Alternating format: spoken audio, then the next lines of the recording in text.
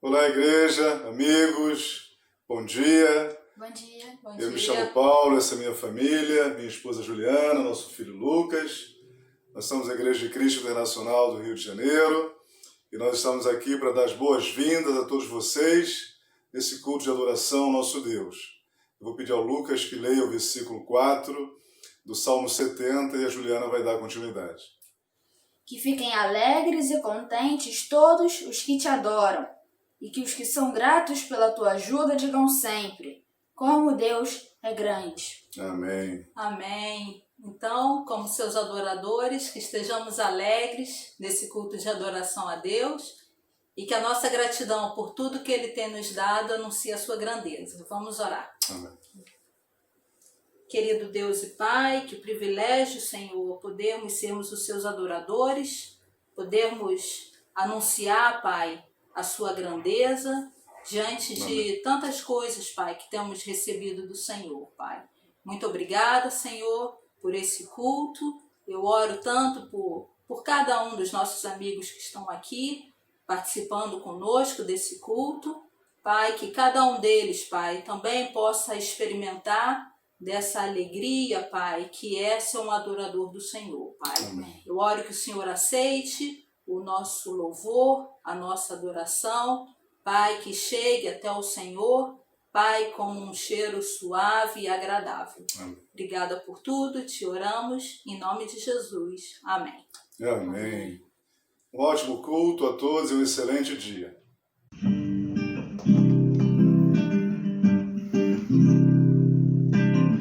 Ó Deus eterno, como é bom agradecer-te e cantar hinos em tua honra, ó Senhor. É bom anunciar de noite e de manhã tua fidelidade, teu amor. Com a música de instrumentos e com a melodia no coração. Ó Deus eterno, tuas palavras me alegram. Que grandes coisas tu tens feito, ó meu Deus.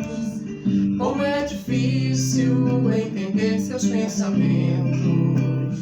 Longe de ti, nossa vida é em vão. Tu me tornas forte com a convicção que tu és justo e és o meu defensor. Tu me tornas forte com a convicção que tu és justo e és o meu defensor. Bom dia, igreja. Meu nome é Felipe, essa é minha esposa Luciane. A gente está aqui, a gente vai fazer uma oração pela igreja, todo mundo. Vamos começar. Pai, obrigada mais uma vez pela oportunidade de poder entregar em tuas mãos as nossas preocupações diante desse vírus, Pai, que destrói tanta família. Obrigada, Pai, porque o Senhor tem nos livrado diariamente, nos protegido. Obrigada, Senhor, porque o Senhor tem nos livrado desse mal. Oramos a Ti, Pai, para que o Senhor conforte todas as famílias que estão passando por essa dificuldade, pelas perdas, Pai, pelos que estão doentes, que o Senhor, Pai, possa estar confortando o coração de cada um. Oro também, Pai, ao Senhor, entregando em Tuas mãos, Pai, os nossos governantes, que muitas vezes é desafiante, Pai, ouvir falando sobre a pandemia, mas o Senhor, Pai, como sempre, tem zelado, tem cuidado, tudo está ao Teu controle. Peço a Ti, Pai, que o Senhor possa estar cuidando da nossa igreja, dos nossos irmãos, da nossa família. Graças ao Senhor, Pai, o Senhor tem confortado, Pai, nossos corações. E diante de tudo isso, Pai, tem cuidado da nossa família, Pai. O Senhor é tão zeloso, tão maravilhoso, Pai, com as nossas vidas. Que o Senhor possa também estar cuidando também, Pai, daqueles que estão enfermos, que estão passando por essa dificuldade. E o Senhor tem nos livrado, Pai, diariamente. Peço sempre, Pai, a Tua proteção, como o Senhor é excelente, Pai, em todas as coisas, e como o Senhor sempre, Pai, está no controle de tudo. Obrigada, Senhor, por esse momento. Obrigada, Senhor, Pai, por nós estarmos bem. Que o Senhor possa estar a cada dia, Pai, nos livrando.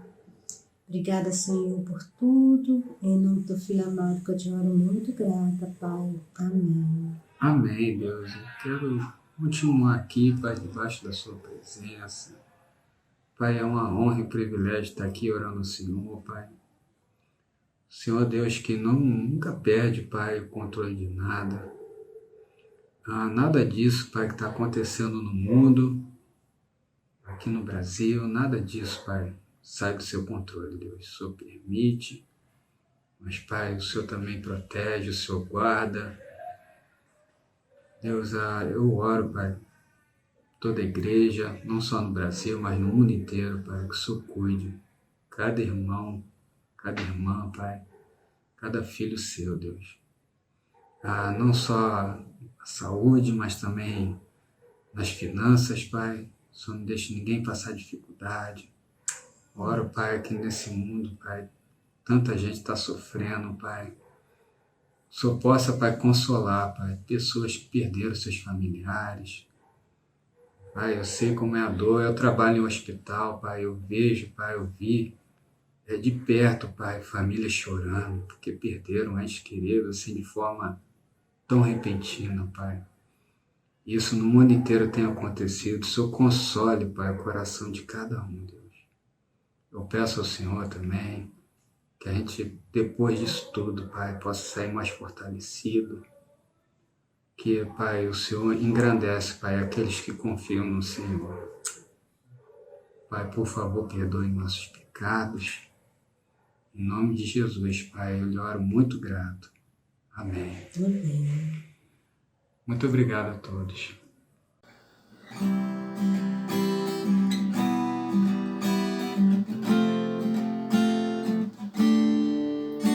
Louvado seja o meu Senhor, louvado seja o nosso Pai, louvado seja. Foi Ele quem criou o céu, a terra e o mar. Foi Ele que nos deu seu Filho para nos salvar. Louvado seja o meu Senhor, louvado seja o nosso Pai, louvado seja.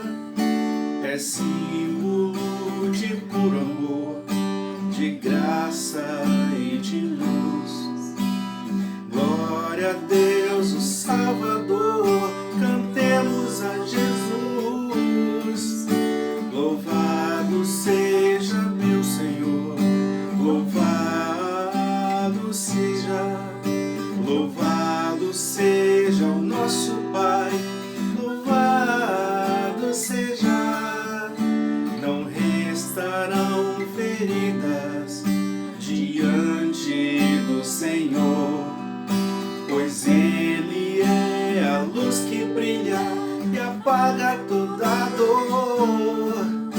Louvado seja meu Senhor, louvado seja o nosso Pai, louvado seja o meu Senhor, louvado seja o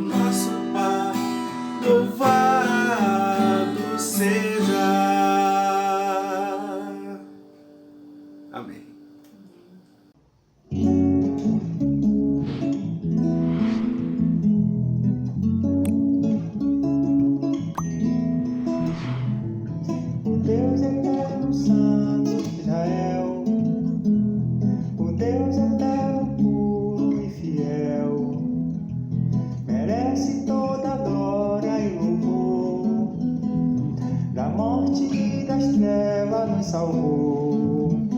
O Deus eterno, o Deus eterno é, o Deus eterno e poderoso é o Rei. O Deus eterno, o Deus eterno é, o Deus eterno e poderoso é o Rei, cheio de amor, cheio de amor. O Deus eterno é grande em esplendor, o Deus eterno é nosso Criador, merece nossa entrega e devoção, de todo o universo é a razão. O Deus eterno, o Deus eterno é, o Deus eterno e poderoso é o Rei. O Deus eterno, o Deus eterno é, o Deus eterno e poderoso é o Rei, cheio de amor, cheio de amor. O Deus eterno é grande em compaixão, o Deus eterno é sem comparação, merece toda honra e temor, bendigo e exaltem ao Senhor.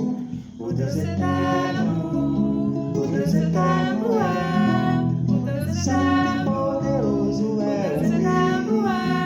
O Deus eterno, o Deus eterno é, o Deus eterno e poderoso é o Rei, cheio de amor,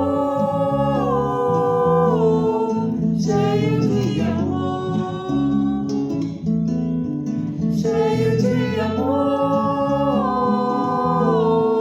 cheio de amor, cheio de amor.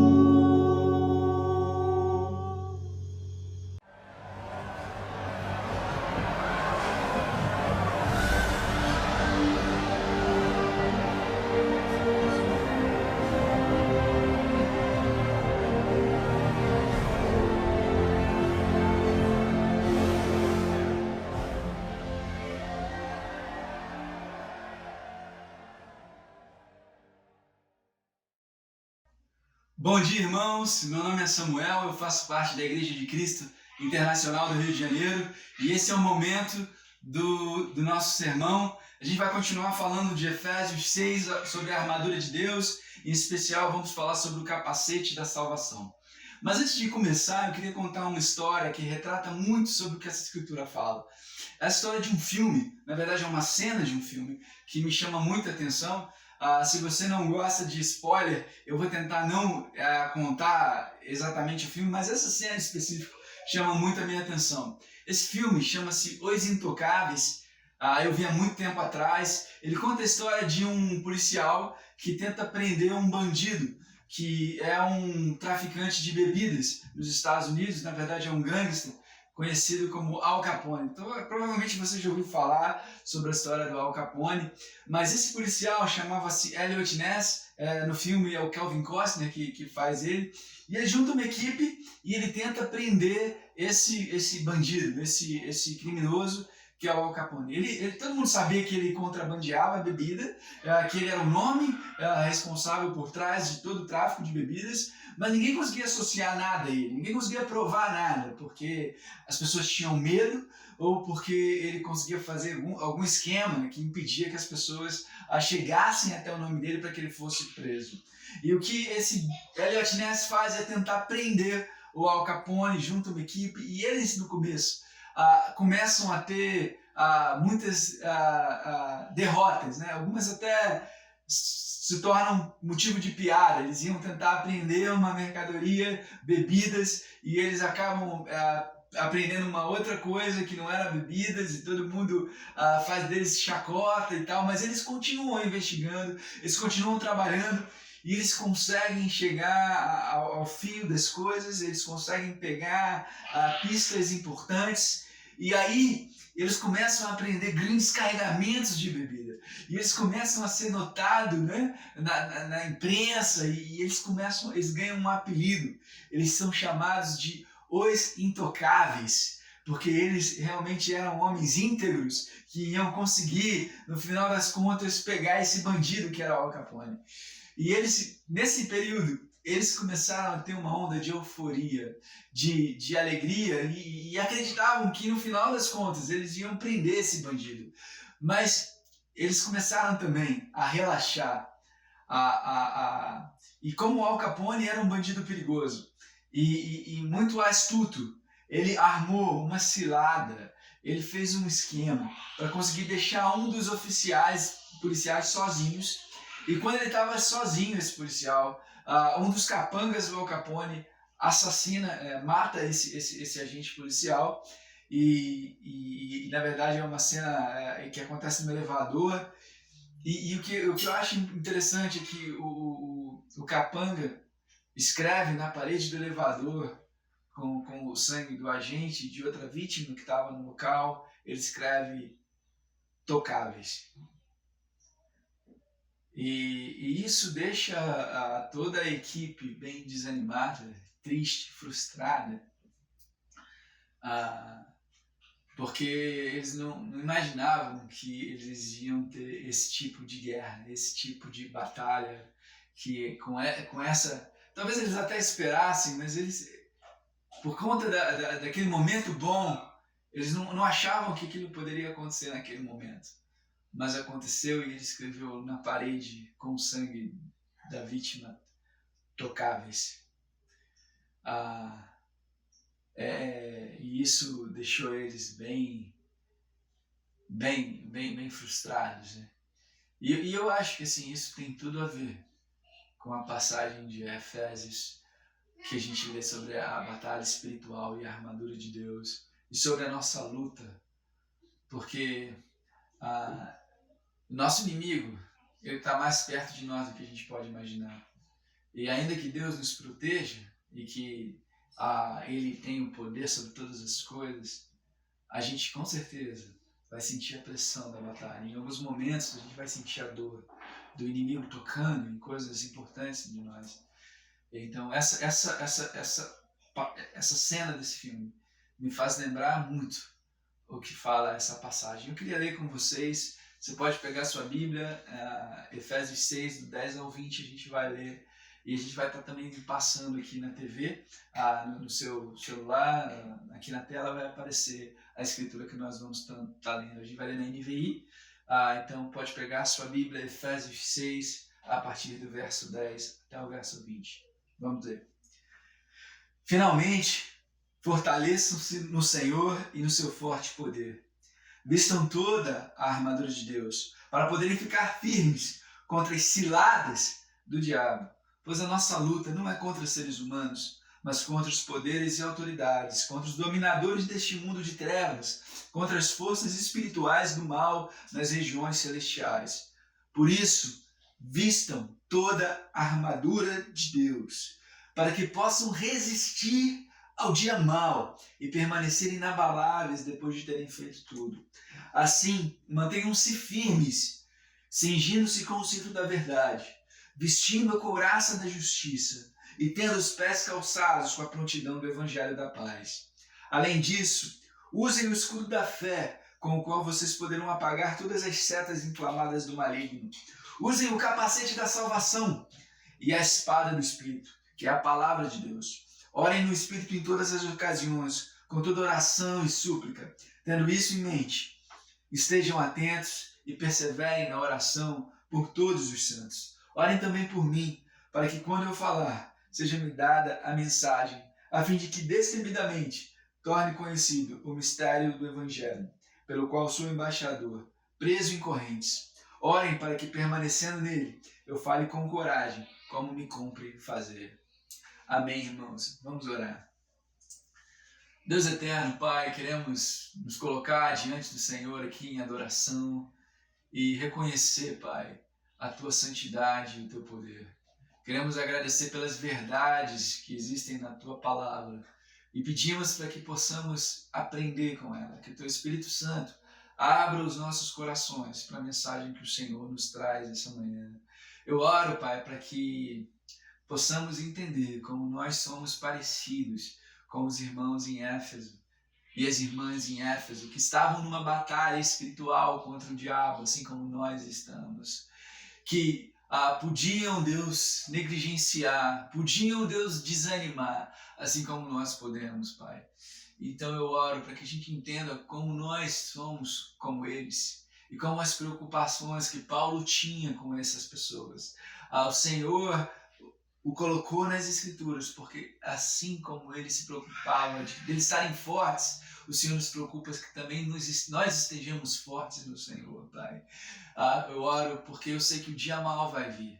Não é uma dúvida, mas ele vai acontecer. Mas eu oro, Deus, para que o Senhor nos ajude a nos revestirmos, a nos vestirmos com a tua armadura, com toda ela, Deus, com toda ela, e resistir, que possamos resistir ao dia mal. Eu oro que a gente aprenda nessa passagem, Deus, a praticar essas coisas, Deus, no nosso dia a dia, e que o seu nome seja glorificado, e que a gente também possa ter a visão em Jesus Cristo, Pai, que foi aquele que viveu essa batalha na realidade, e é o precursor da nossa esperança e da nossa fé, que nós olhemos para ele e vejamos, Deus, a vitória, Deus, e possamos colocar o capacete da salvação. Te oro agradecido, Pai, no nome santo de Jesus.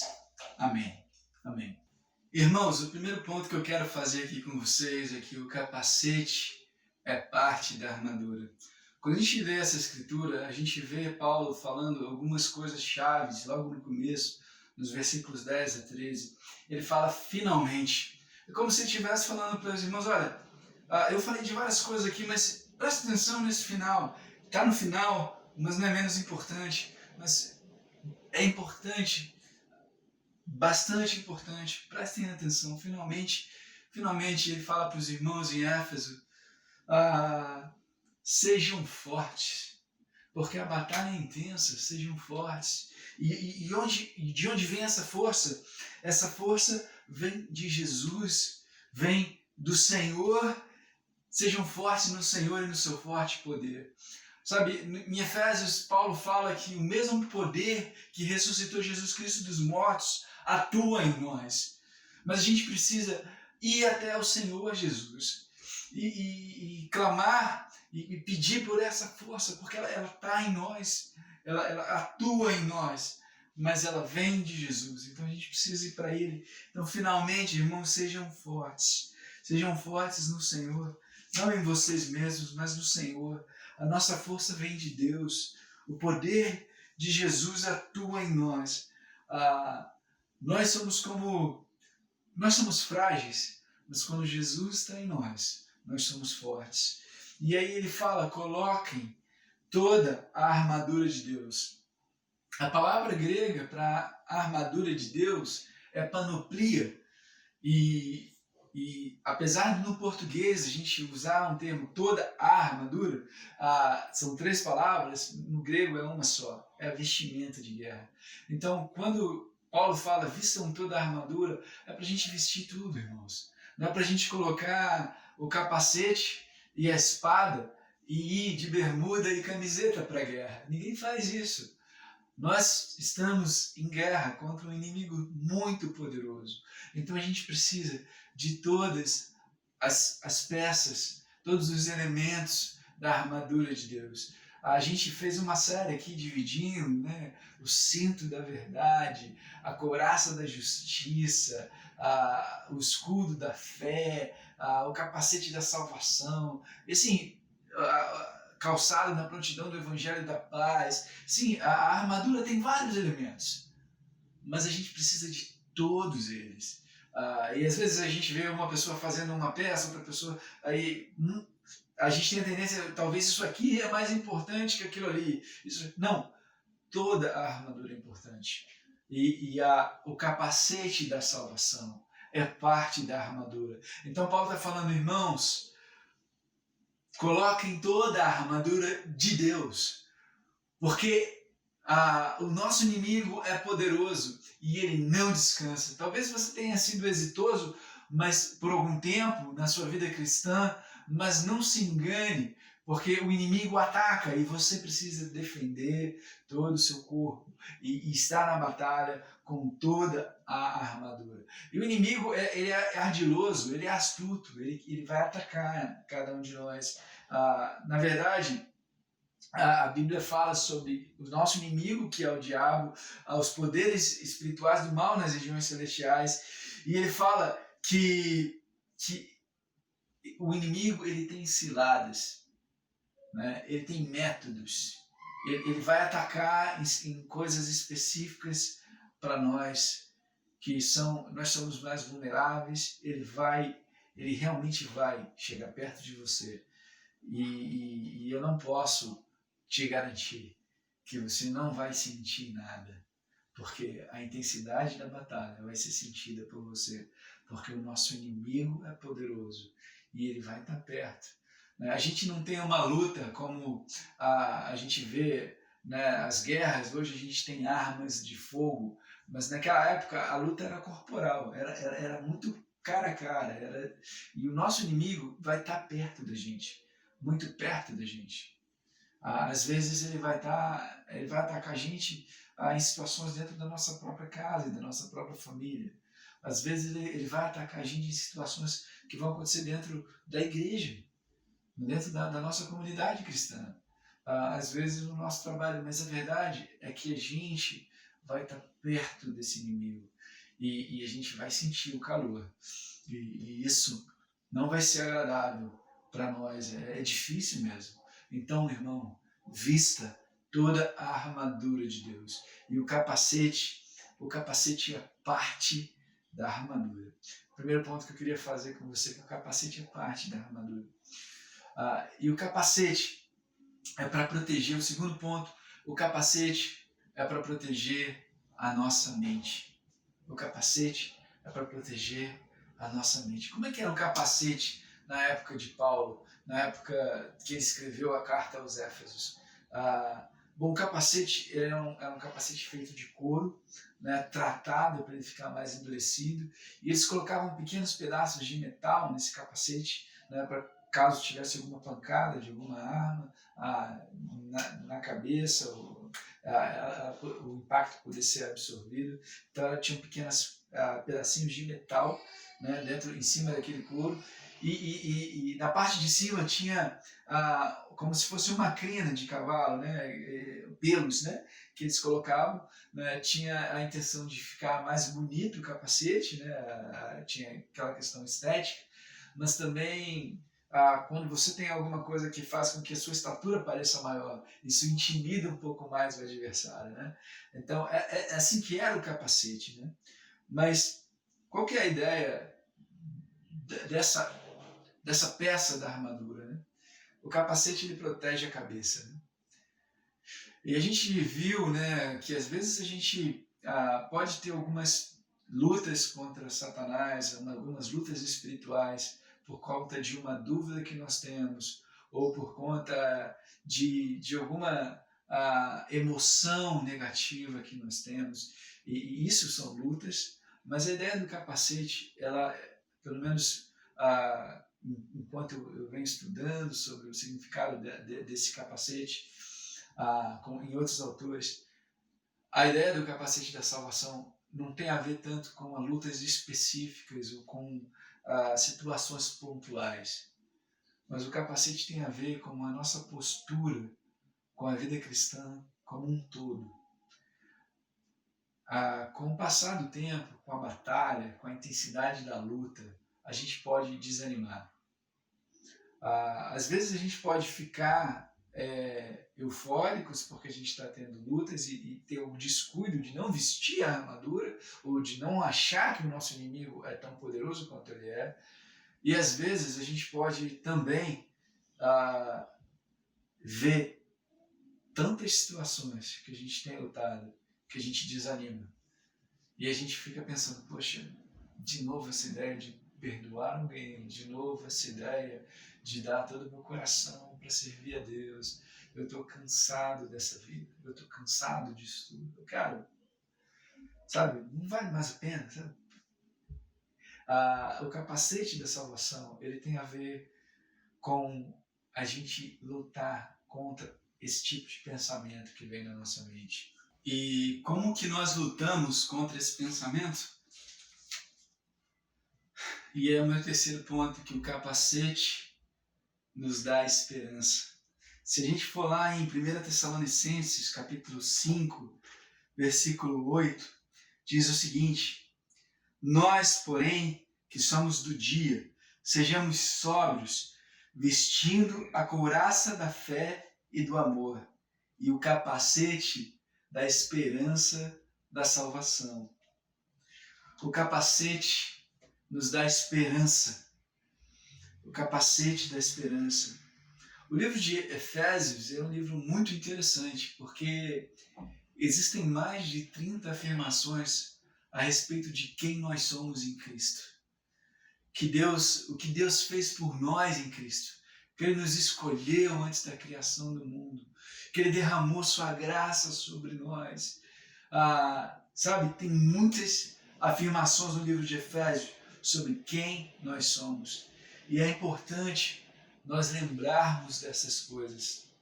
O problema é que muitas vezes a gente sabe desses versículos, a gente sabe às vezes dessas realidades, mas nós podemos não nos apropriar delas, não nos passar tempo com elas, para entender mais profundamente o que elas significam. Mas algumas vezes também nós temos dúvidas dessas realidades, dessas verdades, por conta da intensidade da batalha. E uma coisa que eu acredito que ajuda muito na nossa visão da esperança da salvação é entender os tempos da salvação. Eu me lembro da primeira vez que eu ouvi falar sobre tempos da salvação, eu achei até estranho. Eu ouvi dizer que a salvação tem passado, presente e futuro. Falei, como assim? Né? Mas é uma realidade. A salvação tem alguns tempos. E se a gente entende esse processo, isso ajuda a gente na esperança. E é uma forma da gente vestir o capacete da salvação. Eu queria ler com vocês 1 Coríntios, capítulo 1, versículo 31. Desculpa, 1 Coríntios, capítulo 1, versículo 30. É, porém, por iniciativa dele, que vocês estão em Cristo Jesus, o qual se tornou sabedoria de Deus para nós, isto é, justiça, santidade e redenção. Aqui ele fala sobre Cristo se tornando, que Cristo é a sabedoria de Deus e se torna para nós justiça, santidade e redenção. E nesse versículo ele fala sobre os tempos da salvação.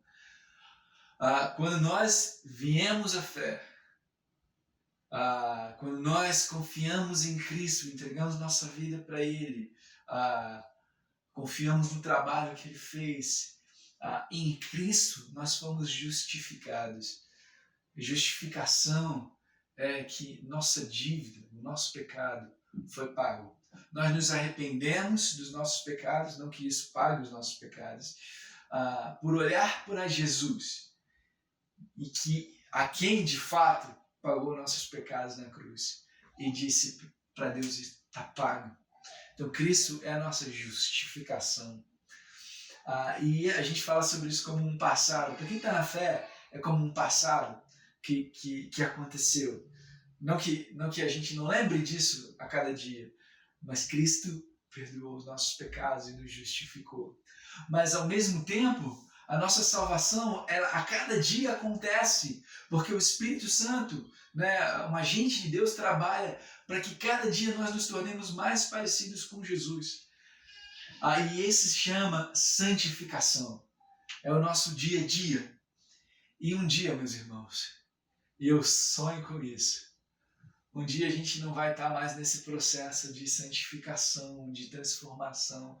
Um dia o nosso corpo, que é corrupto, que é falível, vai ser transformado num corpo que não é mais falível, e a natureza de Deus que está em nós vai ser plenamente manifestada e expressa, e a gente vai ser redimido e, enfim, liberto de todas as nossas dificuldades, de toda essa luta, e a gente vai estar com Deus para toda a eternidade. A gente fala disso como um futuro. Então a salvação, ela tem um passado, um presente e um futuro.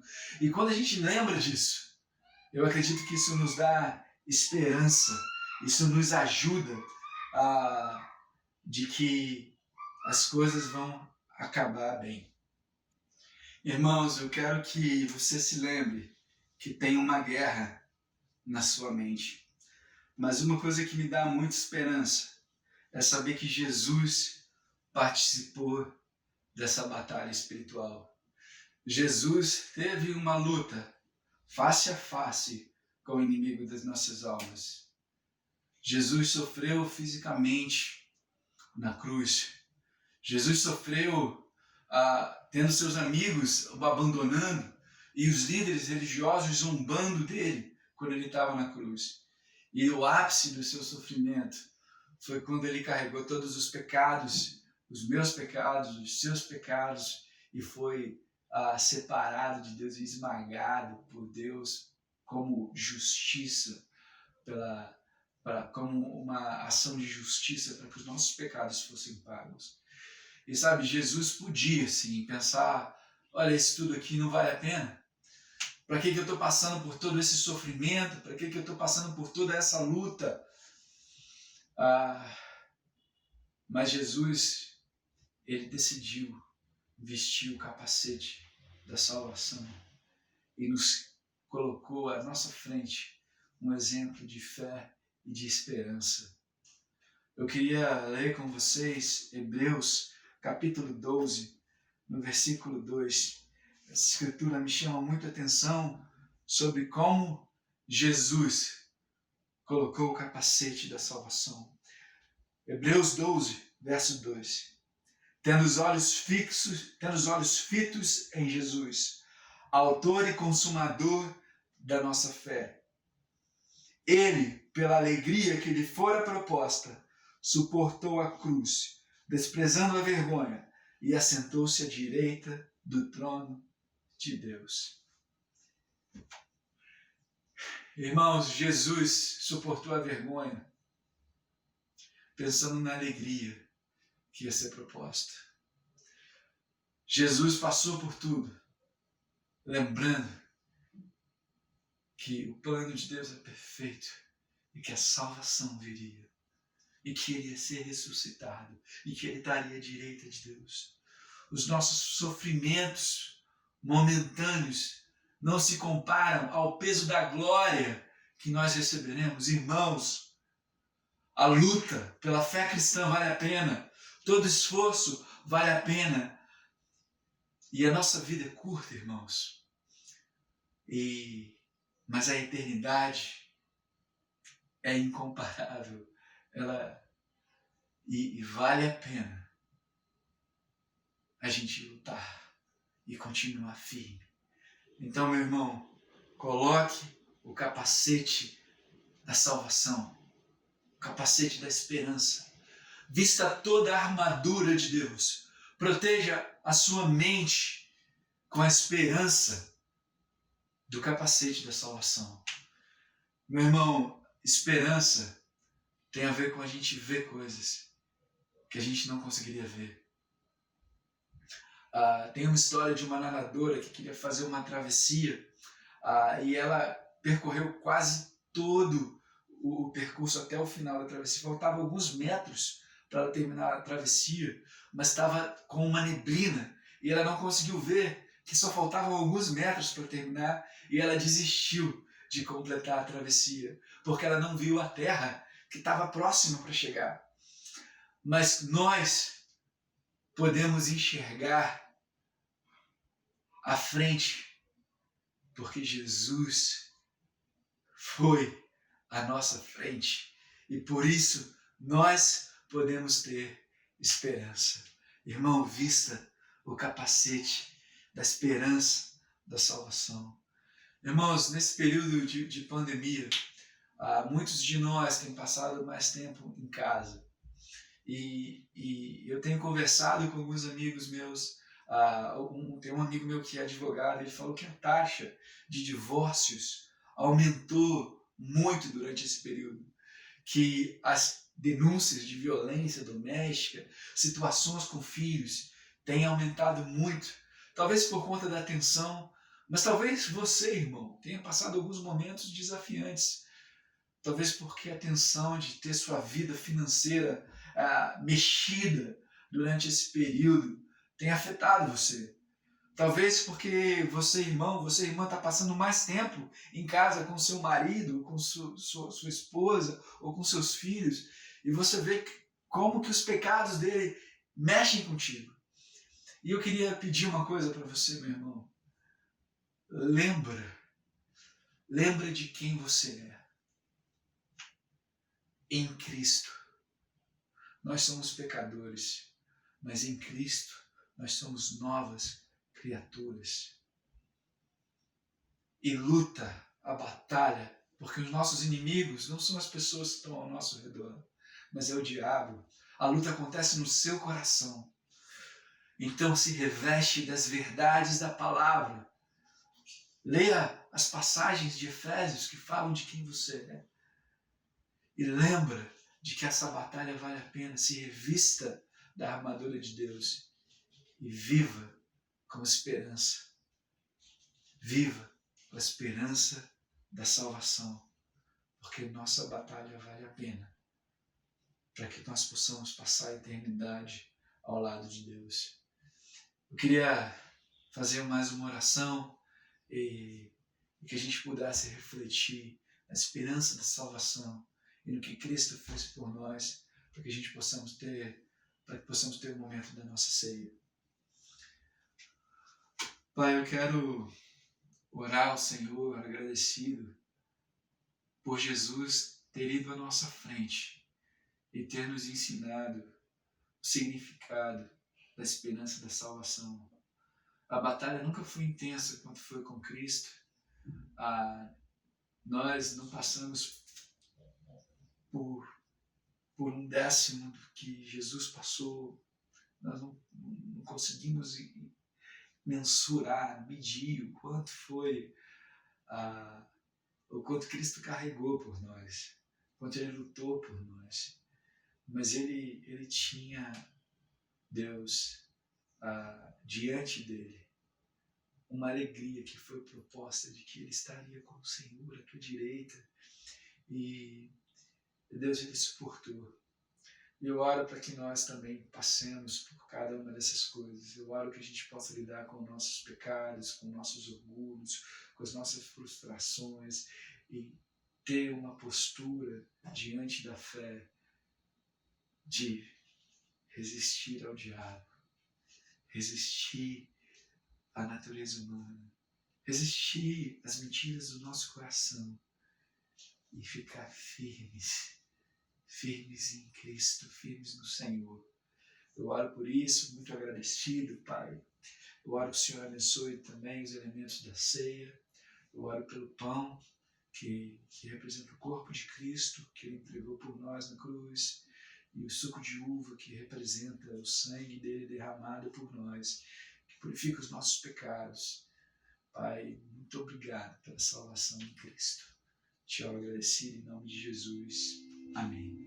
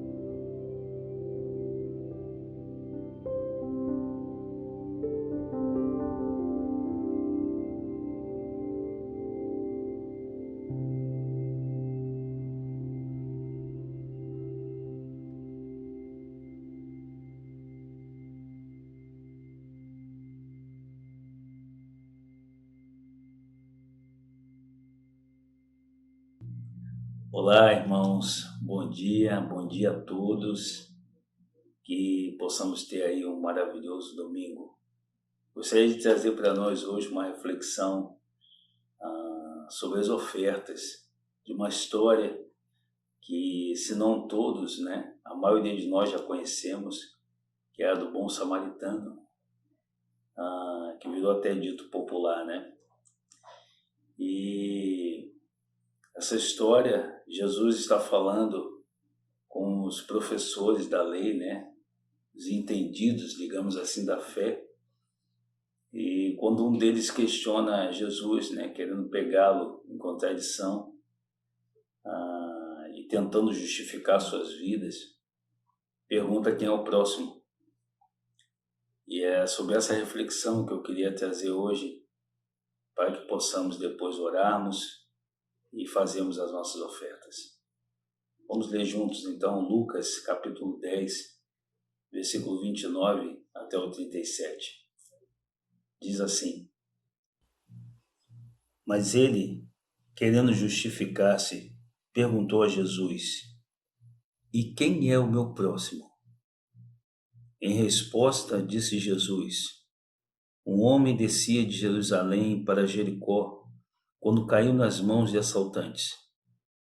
Estes lhe tiraram as roupas, espancaram-no e se foram, deixando-o quase morto.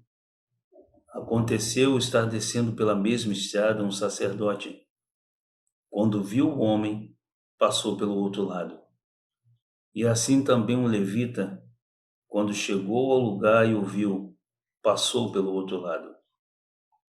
Mas um samaritano, estando de viagem, chegou onde se encontrava o homem, e quando viu, teve piedade dele. Aproximou-se, enfaixou-lhe as feridas, derramando nelas vinho e óleo. Depois colocou-o sobre o seu próprio animal, levou-o para uma hospedaria e cuidou dele. No dia seguinte, deu 2 denários ao hospedeiro e lhe disse: Cuide dele.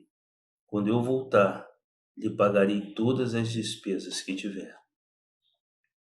Qual desses 3 você acha que foi o próximo do homem que caiu nas mãos dos assaltantes? Aquele que teve misericórdia dele, respondeu o perito na lei. Jesus lhe disse: Vá e faça o mesmo. Interessante como Jesus ele consegue captar o cenário e os personagens que ele coloca nessa parábola. Falando por um perito da lei, os homens que passam pela pessoa que foi agredida, assaltada, está quase desfalecida, um sacerdote e um levita.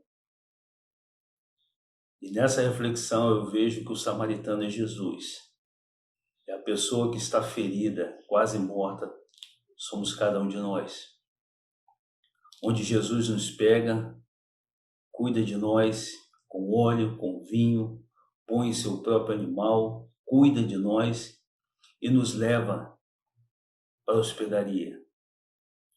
E lá Jesus, o samaritano, dá 2 denários, que é a moeda de valor da época, que pagava um serviço braçal das pessoas que ficavam o dia inteiro trabalhando. Jesus, com 1 denário, paga provavelmente do samaritano, e com outro denário ele pagou o hospedeiro. E depois de Jesus ter nos acolhido e levado para a hospedaria, agora nós somos os hospedeiros. Essa reflexão que eu fiz e deixo para nós. Jesus agora quer que sejamos hospedeiros, porque ele já pagou a nossa dívida. Jesus já nos pagou. Eu e minha família temos sido tão ajudados, tão abraçados, que agora Jesus, que é o meu próximo, me convida a ser hospedeiro e ajudar outros, como nós temos feito, e tem sido para nós um refrigério tão grande. E a promessa de Jesus, ele fala ao hospedeiro: quando eu voltar, eu vou lhe pagar o que você gastou a mais com este homem.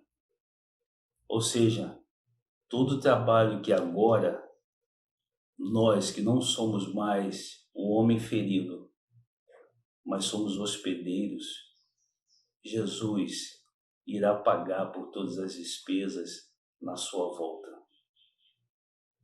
Então esse é o sentido de ofertarmos a Jesus, a Deus, sermos hospedeiro com o nosso próximo. E o nosso próximo é Jesus. E quando ajudamos o outro, estamos glorificando o nome de Deus. Nesse momento vai aparecer a conta da igreja para que você fique muito à vontade para servir o que desejar no seu coração. Vamos fazer uma oração. Senhor Deus, Pai Todo-Poderoso, obrigado porque o Senhor, Pai, veio até nós, cuidou de cada um de nós, limpou nossas feridas, nos purificou e nos levou, Pai, para a hospedaria. Hospedaria que é o colo do Senhor, onde fomos cuidados e tratados. E agora, nós que entendemos o valor da salvação, nós que entendemos e buscamos entender cada dia mais o amor que o Senhor tem por nós, Pai. Temos a missão, a grata missão de sermos hospedeiros com aqueles que estão necessitados. E como as pessoas estão necessitadas, Pai. Vai muito além do que encontrar uma cura para uma doença. Vai muito além de que ficar privados em nossas casas, ficarmos limitados aos lugares que vamos. É uma necessidade, Pai, de cura da alma, do espírito. Eu sei, Pai, que esses valores que damos ao próximo, os nossos denários, eles são muito poucos. Mas os denários que vêm de dentro dos nossos corações, estes podem salvar vidas. E é o que queremos e o que desejamos. Que Jesus Cristo seja o Senhor de nossas vidas. E é no nome dele que te oramos gratos por essas ofertas. Amém. Bom dia a todos. Muito obrigado por terem estado conosco neste culto de adoração a Deus. Gostaríamos de pedir que, se você gostou, clique no dedão para cima, no joinha, logo abaixo do vídeo. E mais abaixo ainda, tem comentários. Faça um breve comentário. Também clique em inscreva-se, caso ainda não esteja inscrito no nosso canal. E tudo isso irá contribuir para que o nosso canal torne-se cada vez mais acessível a mais pessoas no YouTube e a mensagem de Deus se espalhe.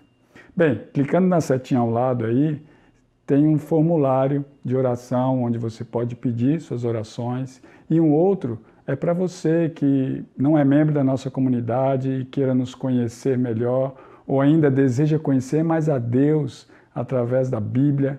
É só preenchê-lo e alguém entrará em contato com você. Por hoje é isso. Até o próximo domingo. Tchau, tchau.